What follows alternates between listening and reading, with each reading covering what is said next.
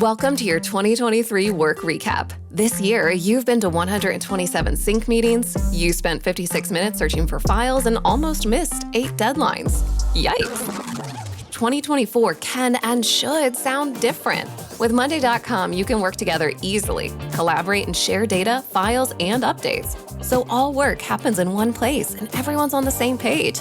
Go to Monday.com or tap the banner to learn more.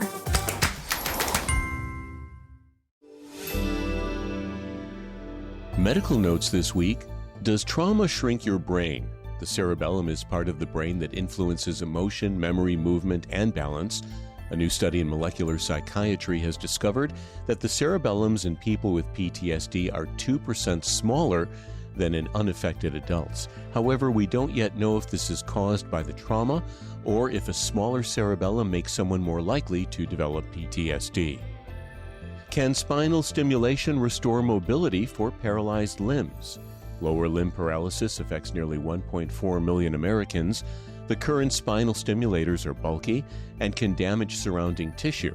Scientists have created a smaller device that's much less invasive and way more accurate. When used in mice, the stimulator restored the rodent's range of motion. The findings are published in the journal Nano Letters. And finally, rates of poverty are in a decline. The annual report on U.S. consumption poverty 2022 reports that poverty has decreased by 27 percentage points since 1980. However, this news directly contradicts the CDC's estimates of just 1.5 percentage points. The reason is because the annual report measures the food, housing, transportation, and other goods families can purchase, while the CDC only measures income. And that's Medical Notes this week. I'm Shel Lustig.